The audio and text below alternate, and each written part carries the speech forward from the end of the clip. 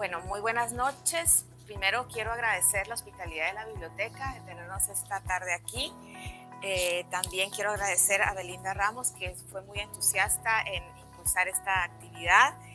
Y por supuesto también a Lucrecia Méndez de Penedo, que no quiero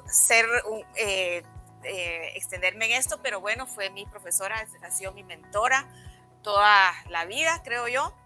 Y creo que nos encontramos en el contexto del fin del conflicto armado en la Universidad de San Carlos, que no era nada fácil, y creo yo que ella ayudó a formar un grupo que,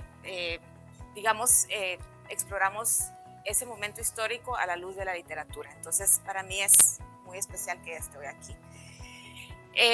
Bueno, yo primero que todo, cuando se publicaron estos tres textos de mi papá y de la Rusticatio Mexicana, me puse a pensar, ¿valdrá la pena o no? Es muy honesta la pregunta que realicé, porque en mi experiencia como docente de literatura veo hoy, y creo que es justificado, un mayor interés en las obras literarias actuales, ¿verdad? Porque tienen un lenguaje cercano a las y los estudiantes, porque son visiones que enriquecen, creo yo, la vida, los cuestionamientos sobre la vida, pero es más difícil acercarse a textos antiguos, ¿verdad? A textos lejanos en el tiempo, porque son otros lenguajes, son otras perspectivas. Y me decía yo, ¿valdrá la pena? Yo creo que sí, porque finalmente en literatura trabajamos con el lenguaje. Y acercarse a estas obras no cercanas en el tiempo lo pone uno en crisis, al principio cuesta. Y eso quiere decir que también el poner en crisis el lenguaje también hace que uno pueda entender otros momentos históricos y ver que lo que uno vive hoy es relativo. Lo que pensamos hoy, en 50 años ya otras personas pensarán otra cosa. Entonces, alejarse en el tiempo también ayuda, creo yo, a ver nuestra propia relatividad y sorprendernos también cómo, no obstante, los imaginarios o los valores de un momento epocal determinado, también hay obras como la de Landívar que tienen unas luces para entender esa realidad y que todavía hoy, a pesar de los siglos que han pasado, nos pueden decir algo. Y luego, la Rusticatio Mexicana. ¿Cómo leerla hoy o cómo acercarnos a esta obra?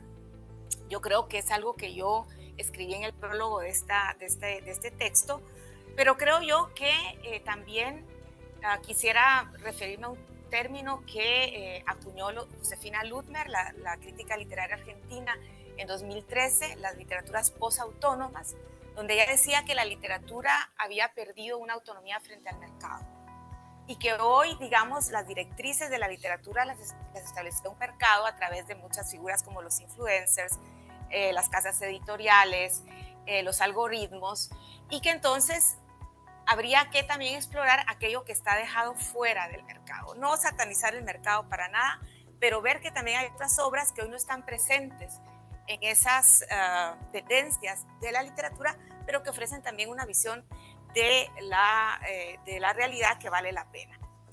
Entonces, estos tres textos que se incluyen aquí, que son Landívar, Virgilio y la religión, Landívar y sus contextos y nuevos asedios a la Rusticatio Mexicana, están escritos en tres épocas distintas. La primera fue la tesis de licenciatura de mi papá en la Universidad de San Carlos.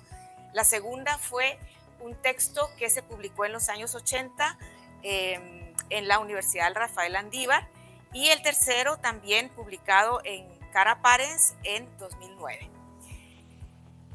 Entonces quisiera contextualizar un poco el primer texto. En el primer caso, Landívar, Virgilio y la religión constituye una escritura que respondía a la formación clásica occidental de la recién fundada Facultad de Humanidades de la Universidad de San Carlos en el contexto de la Revolución de Octubre del 44. Los mitos de la tradición grecolatina fueron un discurso fundacional en esa generación, como Luz Méndez de la Vega, Margarita Carrera o mi papá, no solamente en cuanto a lectura, sino también en cuanto a representación del teatro clásico. Es decir, uno puede ir a los archivos visuales de esa época y hay un constante poner en escena el teatro clásico, ¿verdad? Entonces está muy presente, como podríamos decir que es muy presente el giro de colonial, digamos, en ese momento esa literatura grecolatina y los mitos eran muy importantes en la formación de esta generación.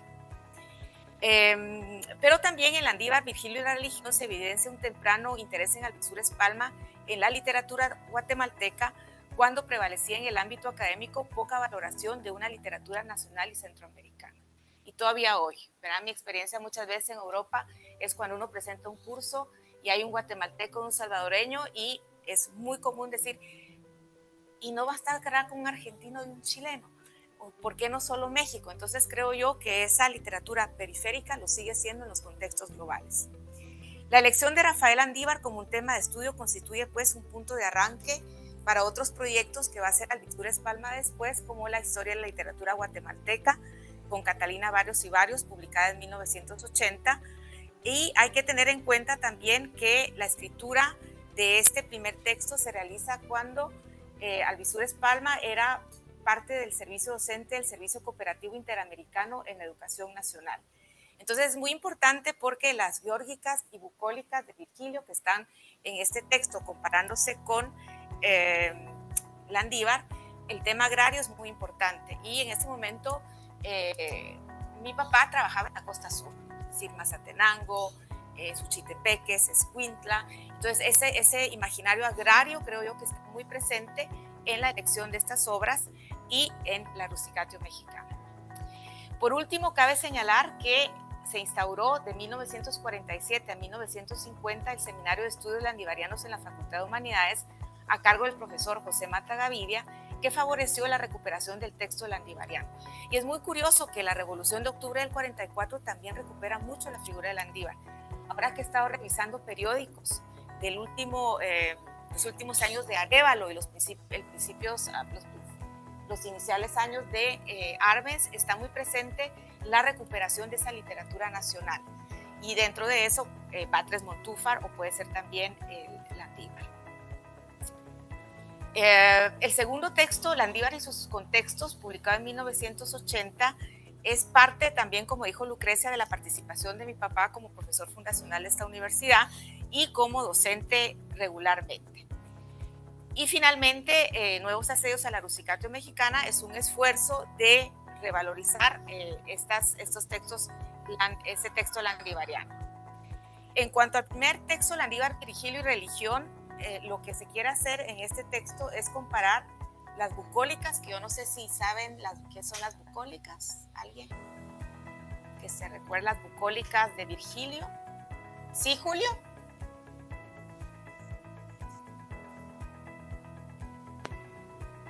El campo, exacto, sobre la vida pastoril, sobre el campo, ¿verdad? Y de ahí viene el adjetivo bucólico. Cuando decimos yo quiero vivir en un espacio bucólico, es un espacio que hace mención a ese campo ideal, digamos, del trabajo. Y también están presentes las geórgicas. No sé si alguien ya establecimos las bucólicas, que son las geórgicas de Virgilio. Es un texto que se centra en la agricultura, ¿verdad? En el arte de la vida campesina, cómo cultivar la tierra, ¿verdad? Esa relación del campesino o la campesina con la tierra. Entonces ven ustedes las bucólicas, las geórgicas y luego Landívar. En ese contexto es la comparación que hace mi papá, ¿verdad? Textos antiguos con el texto landivariano y cómo ahí está presente lo agrario, el campo. Bien. Entonces, a partir de esos textos que creo yo que hoy estarían muy, muy actuales, estaba pensando yo que después del COVID, ¿verdad? Y toda esta alteración de nuestra vida, pensar sobre el tema agrario, sobre el campo, tiene una actualidad también en la lectura en el 2024. Y en el caso de Landívar también tiene una actualidad porque se realiza desde el exilio. Y hoy también tenemos exiliados, ¿no? Y exiliadas que por esta democracia todavía no exitosa están en México o están en otros países. Entonces, también quiero yo contextualizar cómo la condición de exiliado de Landívar es también actual hoy, ¿verdad? Es otros exilios, pero también que llaman a nosotros a pensarlos. Bien. Entonces, de este primer texto solamente voy a mencionar algunas valoraciones que hace Alvisures Palma que me parecen muy actuales. Y un punto importante es que él se refiere al estudio de los animales y a una ética entre la interacción humana y animal en el texto de Landívar. Y desde hace algunos años, académicos dedicados a la historia colonial latinoamericana han replanteado la necesidad de centrar a los animales como determinantes en las configuraciones de las historias locales. Me parece que en este sentido lo más sólido es Martha Few, que indica la necesidad de contrarrestar la relativa invisibilidad de los animales en la historiografía latinoamericana y cómo las transformaciones del paisaje se han estudiado sin tener en cuenta el papel de ellos, su modo de relacionamiento y las intervenciones de lo no humano. Con otras terminologías, evidentemente, y cuando la mayoría de la crítica literaria y cultural guatemalteca de los años 70 y 80 apenas ponía interés en las miradas ecológicas y en los animales, Alvisures Palma los estudia en la Rusticatio Mexicana, advirtiendo que la presencia de ellos supera lo meramente simbólico y el relato de la fábula típico del siglo XVIII. Es decir, más allá de los animales como personajes de las fábulas, aquí hay otra mirada más profunda. Como sostiene Alvisures, y lo cito, en la Rusticatio la conducta animal aparece éticamente valorada, fin de cita. Por ejemplo, en los pasajes dedicados a los insectos hemípteros, es decir, la cochinilla, los castores o el ganado. Al recordar la vida de la cochinilla, Landívar dirá de ellas que tienen un odio a la guerra y a los desórdenes tumultuosos. De los castores afirmará que el cuidado de los trabajadores y de los adultos mayores, entonces la Grey providente acude a los compañeros cansados, y también de los cabritos y sus madres mencionará el olvido traumático cuando el pastor los separa, ¿no? El trauma que sirven los animales en esa separación. Desde esa concepción de la naturaleza, Alvisures indica que el trabajo desde la perspectiva de Landívar no se reduce a la mera productividad, es decir, a hacer el campo productivo. Y lo cito: el obrero no es simple un engranaje del proceso de producción, sino un ser humano en el pleno sentido de la palabra. La gente del campo, por su parte, en redes de afinidad y amistad está presente también en las bucólicas, de tal manera que el trabajo tampoco se reduce a la mera producción, y aquí hay un punto en común. Aunque en los textos de Virgilio la centralidad y la agencia de los animales no existe, hay en las Geórgicas un pasaje dedicado a las abejas que sirve para ilustrar el valor del cumplimiento del deber, incluso hasta su muerte. Otra temática abordada por Alvisures se refiere a la representación de las catástrofes. Al respecto existe actualmente, creo yo, en los estudios culturales y literarios, un interés en esta temática, cómo las catástrofes están acompañadas de una pérdida de confianza, es decir, ponen en crisis la propia conciencia del mundo y las relaciones sociales. Y aquí podemos mencionar muchos ejemplos actuales. Al respecto, Alvisures llama la atención en el segundo capítulo de la Rusticatio Mexicana, el Jorullo, en donde se narra el terremoto que asoló lo que hoy sería el estado de Michoacán en México. Se trata de un paisaje intensamente descrito que revela la sensibilidad por Landívar, y cito Alvisures, para apreciar la muerte de las ciudades y de los animales y los efectos de la destrucción. Bien, entonces esto quisiera yo, hay otras temáticas, pero solo ver lo que podríamos hoy rescatar de la Rusticatio a la luz de esos artículos críticos de lo que vivimos hoy. Por otro lado, en la estructura y significado de la Rusticatio Mexicana, que es el segundo texto, una hipótesis central es cómo el movimiento de Landívar, más allá de la ciudad natal, determina la posibilidad de un diálogo con corrientes de pensamiento que se gestaban en México y en Italia. Algo que también Lucrecia ha trabajado, que es las, relaciones que uno finalmente fuera de la ciudad natal establece, especialmente en el exilio, ¿verdad? Esas difíciles relaciones fuera de los códigos culturales, sociales que uno conoce, y ahí Landívar pues tiene que establecer una serie de diálogos que lo ayudan también a la escritura de la obra. Entonces, Alvisures Palma va a dar una contextualización de la segunda mitad del siglo XVIII, cómo era la vida intelectual italiana y cómo entonces Landívar se insertó en eso, que no siempre es fácil viniendo de un espacio poco conocido como era en este momento lo que hoy conocemos como Guatemala. También es importante el análisis retórico, creo yo, que hace Alvisures Palma sobre el poder del lenguaje que tiene Landívar. las aliteraciones, encabalamientos, estrategias distributivas de estrofas, motivos poéticos, hipérboles, metáforas, para evidenciar el efecto de verdad, belleza y la vitalidad del mundo mesoamericano. Es decir, que una función que también está trabajado por otros expertos como Lucrecia es hacer al público europeo partícipe de la grandeza, de la existencia, del efecto de verdad, de las posibilidades que tiene esta tierra mesoamericana. Y para eso el trabajo del lenguaje es fundamental. Entonces aquí hay algo importante también que dice Alvisures Palma, que en la Rusticatio va a convivir la función poética, es decir, lo estético, con la función referencial, describir, hacer realidad ese mundo lejano para el lector europeo. Y aquí hay muchos ejemplos de papeles que asume Landívar como geógrafo, como botánico o como geólogo. Finalmente, el tercer texto, Nuevos asedios a la Rusticatio mexicana, es un acercamiento a la biografía de Landívar, es decir, a su vida como niño. ¿Y quién recuerda dónde Landívar se creció como niño, como estudiante? Sí.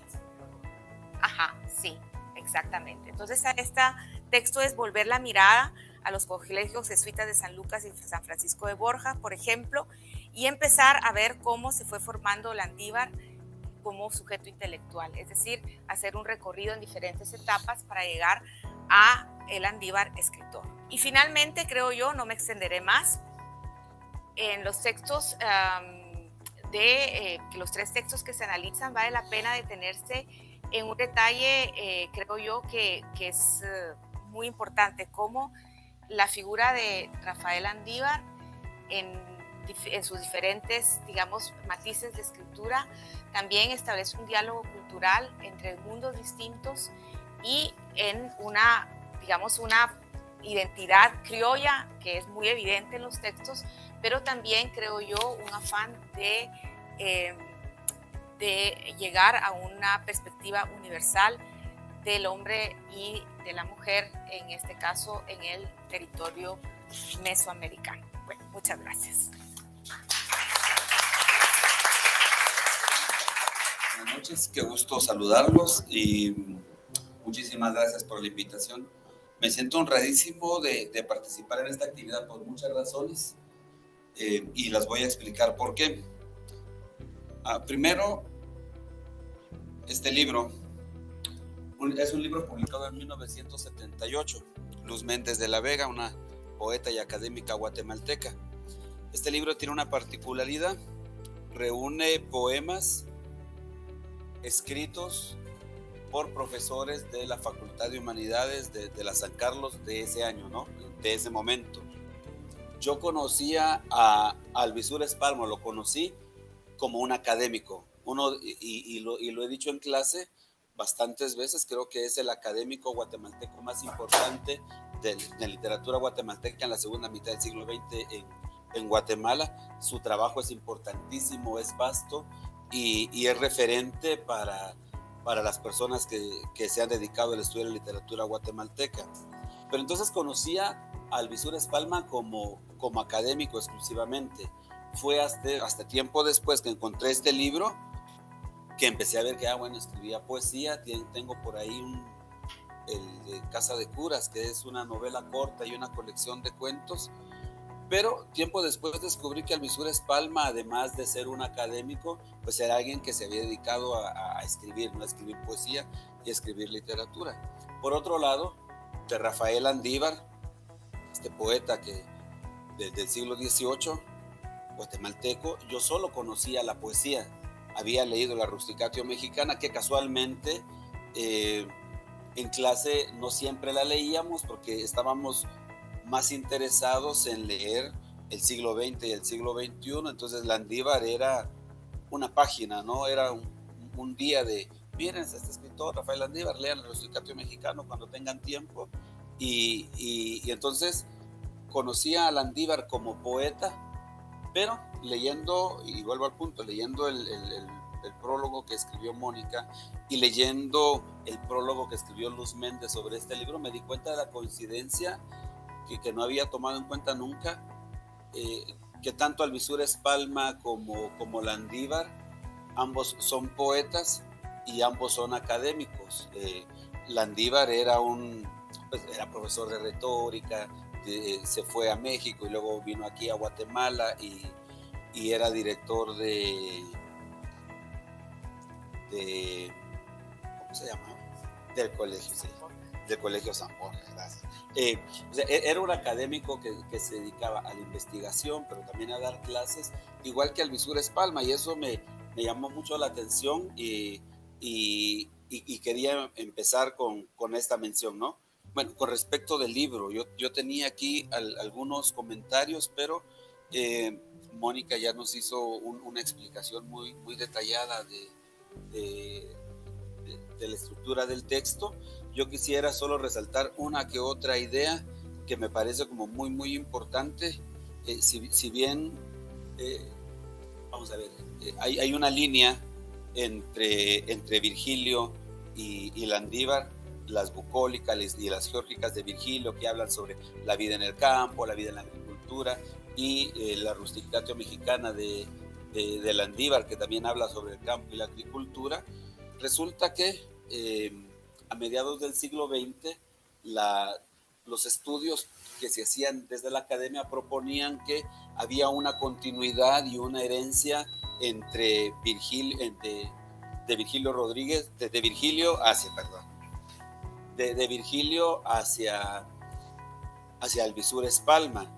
Pero algo que me parece muy valioso de esta tesis de 1961 es la gran conclusión, una de las grandes conclusiones de Alvisures Palma, y es que él dice, miren, Landívar no es un imitador de Virgilio. Si bien hay una clara línea ahí de relación intertextual, Landívar no solo está tomando las bucólicas y las geórgicas y las está escribiendo para lo que es Guatemala del siglo XVIII, sino que si bien toma estos temas, los recrea y les da otra forma. Y para mí eso es algo importantísimo, porque no necesariamente eso se estaba diciendo en la crítica literaria de mediados del siglo XX. Es decir, esta tesis de licenciatura es un aporte, creo yo, como fundamental para los estudios sobre Landívar. Hay que tomar en cuenta que Landívar era, y me enteré que estamos en conexión con la UCA, entonces creo yo que es como muy oportuno mencionar el hecho de que Landívar fue profesor, como ya nos decían al inicio, de José Mata Gavidia, profesor salvadoreño que vino a Guatemala, se casó en Guatemala y terminó pues haciendo vida académica en Guatemala. Y José Mata Gavidia es uno de los grandes expertos en Landívar. Y por supuesto, bueno, algo que yo creo que está en el libro, si no lo leí en otro lugar recientemente, es que José Mata Gavidia es descendiente directo de Francisco Gavidia, este otro escritor salvadoreño fundacional del modernismo. Desde el modernismo, sí. ¿No? Que cuenta la leyenda que fue quien introdujo a Darío en los versos alejandrinos. Entonces también hay como esta línea con respecto de los estudios académicos, que es que si bien Alvisures Palma viene de esta tradición como muy erudita, él también se atreve con su tesis de licenciatura a romper y a proponer una nueva visión, ¿no? Que creo que eso es fundamental. Él nació en 1935, ¿verdad? Sí. Y la tesis es del 21, 16 años. 25, 26 años, sí, cuando le escribió, y en ese momento él está presentando un texto con una madurez y una propuesta literarias pues muy, muy fuerte y muy importante. Luego el siguiente texto, el de Landívar y sus contextos, a mí me encanta por lo erudito, que es algo que yo siempre hago referencia con Alvisures Palma. Te presenta, dice, bueno, vamos a leer a Landívar. Entonces, para leer a Landívar, primero conozcamos el contexto guatemalteco de la historia, el contexto guatemalteco de su literatura. Pero como Landívar de Guatemala se fue a México, entonces hablemos del contexto histórico de México, pero también hablemos del contexto literario de México. Pero como Landívar se fue a Italia, hablemos del contexto, o sea, es toda una erudición y es todo de verdad no sé si a mí me emociona, pero un gozo leer estos textos en los que tú sabes que él no tenía internet, sabes que él no tenía ChatGPT, que le dijera a ChatGPT, mira, haceme un resumen y comparame los contextos de Italia y México y escribirlo con un estilo académico para presentarlo en clase, sino él no tenía internet y te está presentando unos textos con tanta erudición que tiene tantos nombres, porque viene con este escritor que publicó este libro donde dice esto, publicado en tal año, ¿no? Es un gozo leer textos en los que uno sabe que va a abrir la página y va a aprender y aprender y aprender. La tercera parte de Nuevos Asedios a la Rusticatio Mexicana, me parece valiosísimo el hecho de que sea una reedición para un texto que ya se había publicado aquí en la universidad, por instancias, con usted, ¿verdad? Por instancias suyas, ¿no? Sí. Sí, ajá. Por instancias de Lucrecia, ya se había publicado en la universidad, y es que nos ayuda como a retomar este otro punto importante que ya mencionaron también, del hecho de la relación muy cercana que hay entre Alvisures Palma y esta universidad. Profesor, ya lo dijeron, entonces no quiero redundar, pero de los primeros profesores de la universidad, escribe su tesis sobre Landívar, y estuvo durante mucho tiempo muy relacionado con esta casa de estudios, entonces me parece muy importante o muy bonito. Yo a veces uso estos términos, ¿no? que en la academia no siempre les gustan, pero muy bonito que haya que este texto nos permita como establecer esa línea de la relación que hay entre Alvisures Palma y Rafael Landívar y la Universidad Rafael Landívar como tal.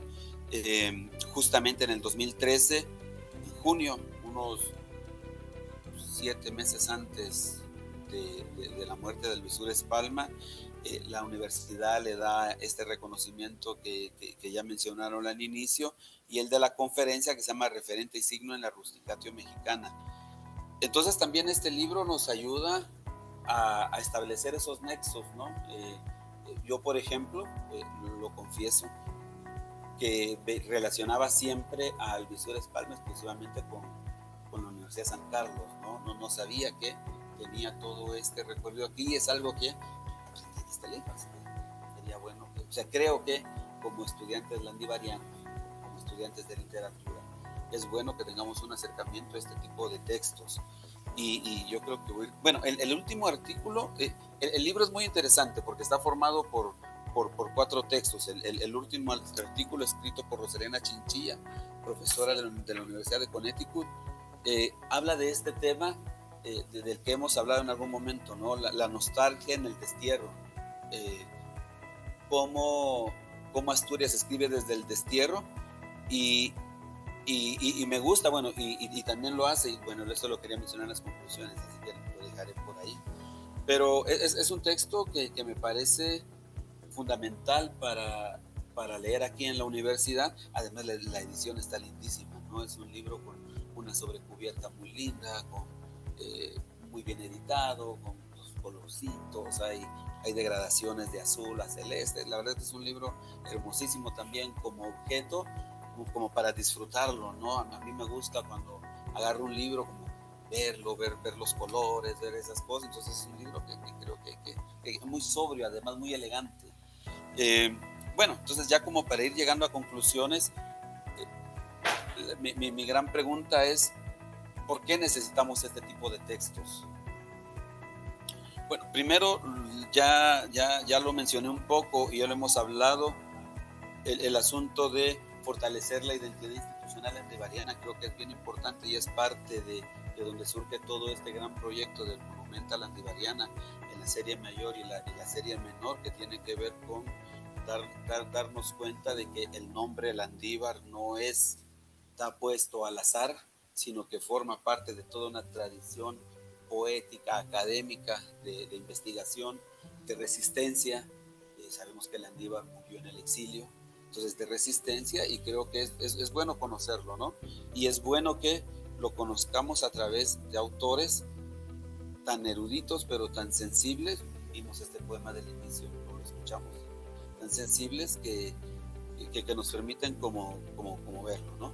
Luego, y esto es algo que a mí en lo particular me gusta mucho, mi carrera inicial es literatura, yo estudié solo letras, y entonces me gusta mucho el análisis literario, ¿no? Me gusta esto de encontremos metáforas, encontremos símiles, que miremos que aquí hay un encabalgamiento de versos, que mira, esta metáfora, etc. Todo este análisis literario pues me gusta mucho, y es algo que se rescata acá, porque tanto los textos de Alvisures Palma como el de Rosalena Chinchilla son textos, son lecciones de cómo hacer análisis literario. Creo que además de que nos ayudan así a comprender a Landívar, son textos que también nos enseñan ojo, cuando yo leo poesía también puedo hacer esto, ¿no? También puedo venir y dedicarme al análisis de la forma con el que hoy en particular mucha gente pelea, ¿no? O sea, no, hombre, ¿para qué nos vamos a detener en analizar la métrica? Porque vamos a ver si es... Pero te permite comprender un montón de subtextos que el texto tiene, y creo que, o sea, Alvisures Palma lo hace con una magistralidad que uno no puede más que seguir aprendiendo y disfrutarlo, y que yo creo que en una época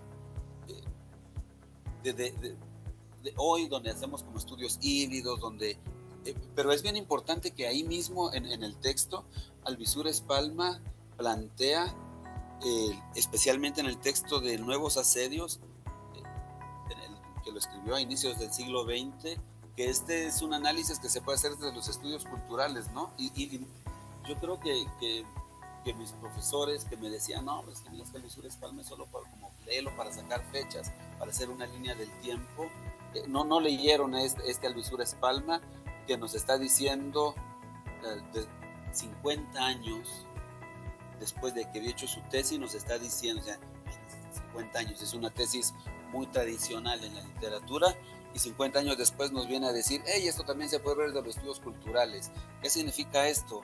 Un académico que tuvo una formación muy tradicional y que siguió como leyendo y siguió investigando, y no se quedó como con la visión tradicional de su formación, sino que conocía los estudios culturales, sabía de qué se estaba hablando en la literatura al inicio del siglo XXI. Y eso es algo que me gusta, ¿no? Como esta erudición en sus análisis literarios, pero también como esa apertura para decir, esto también se puede ver desde los estudios culturales, justamente el tema de los animales, el tema del ecologismo que ya mencionaba Mónica. Y yo creo que la gran, pues para mí la gran lección del libro es esto, ¿no? Necesitamos, o no sé si necesitamos, pero yo quiero.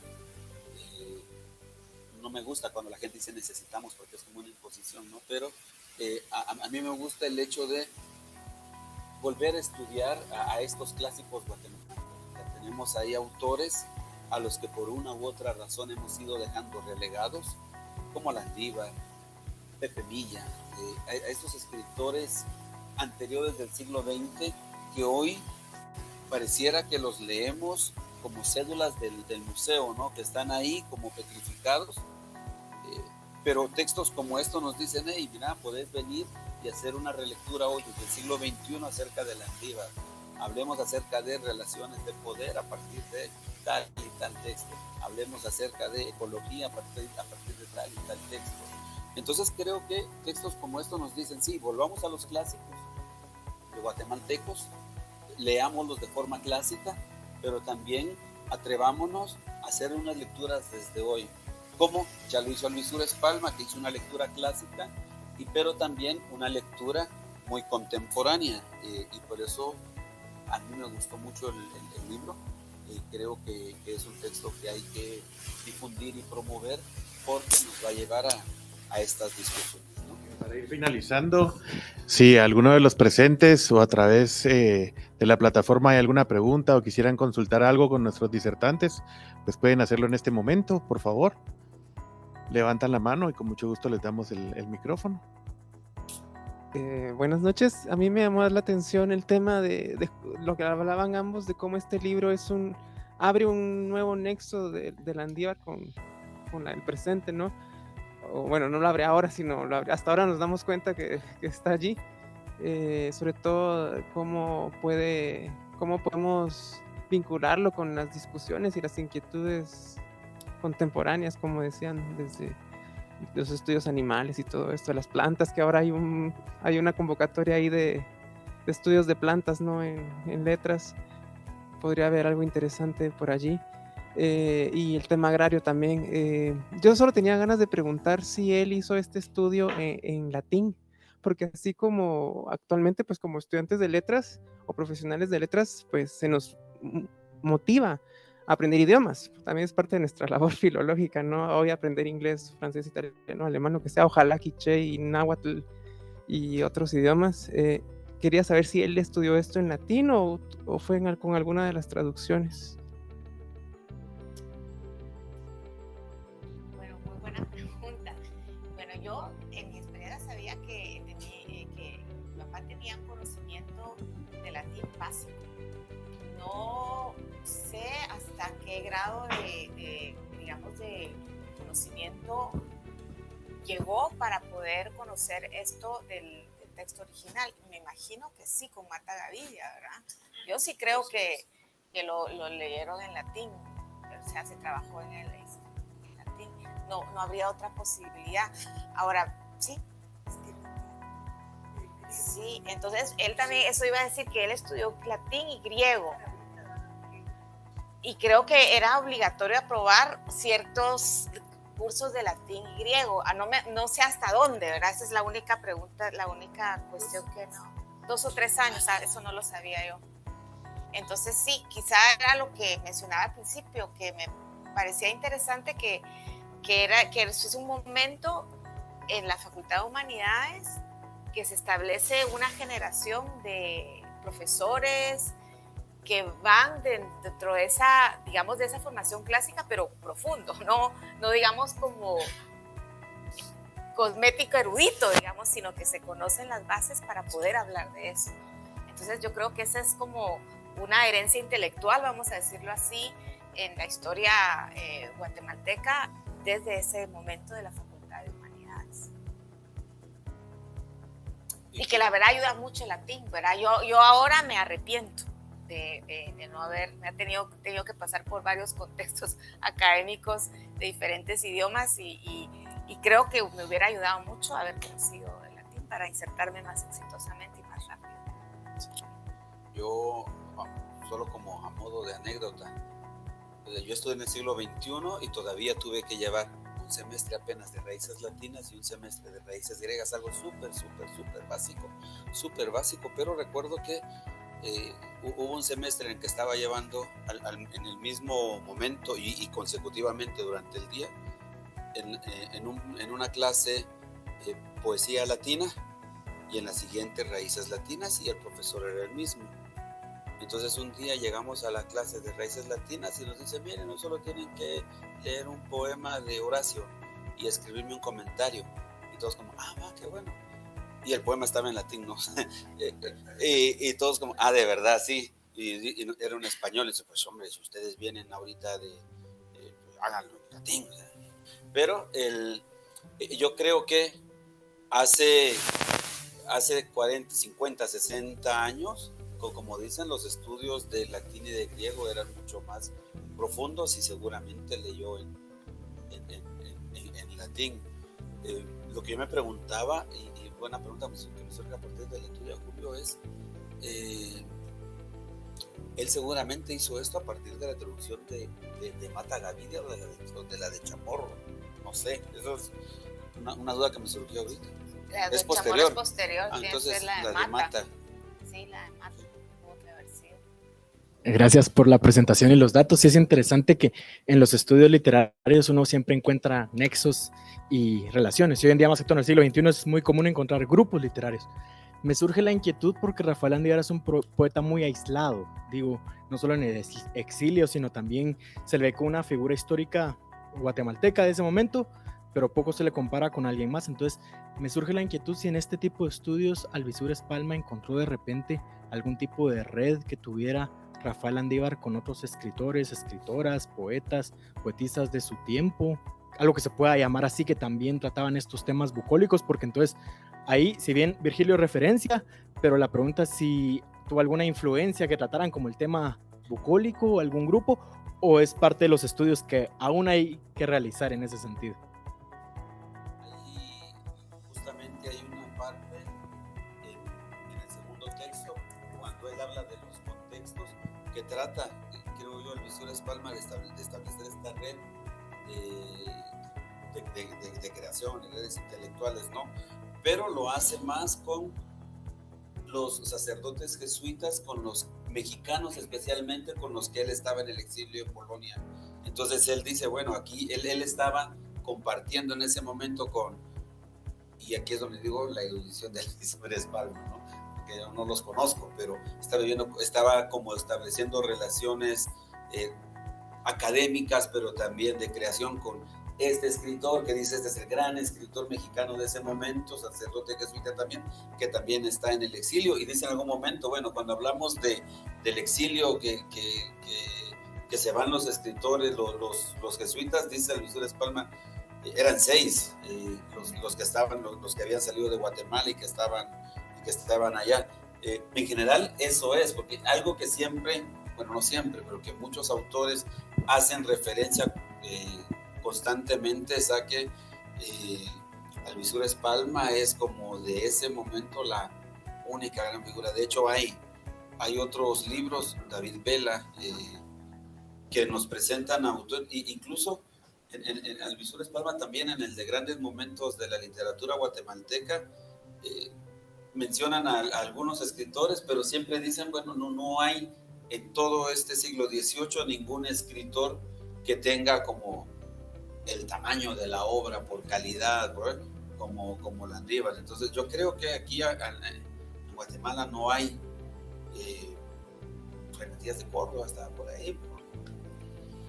Ajá, quizá hay que ir a los archivos, ¿verdad? Ajá, creo yo que sí, ahí es donde uno empieza a redescubrir, y sería un trabajo histórico, literario, para, además de ese contexto que realiza Alvisures Palma, ver digamos, en Guatemala, que posibles, digamos, redes hay para poder estudiar eso. Y quizá lo interesante de su pregunta también me ponía a pensar, también ver cómo hay una genealogía en la literatura guatemalteca con esos temas de lo agrario, la naturaleza, lo campesino, que han pasado como partes de otros temas, por el criollismo, por ejemplo, o el erotismo también en cuanto al cuerpo, y que puede, creo yo, articularse desde estas literaturas lejanas en el tiempo hasta hoy, ese tipo de genealogía. Pienso, por ejemplo, en Aline Chévere, ¿verdad? Y su poesía ecológica de los años 50. Yo anoche estaba, para eso, me puse en mi biblioteca como a buscar libros, y encontré un libro que la verdad es que no sabía que tenía. A mí me gusta comprar libros, especialmente en las librerías de usados, y encontré un libro que no sabía que tenía, y es un libro de historia de la literatura guatemalteca, publicado en 1948, no recuerdo ahorita el apellido del autor. Él dice que en la biografía dice que era profesor del Instituto Central y de algún otro instituto, y que escribió su libro.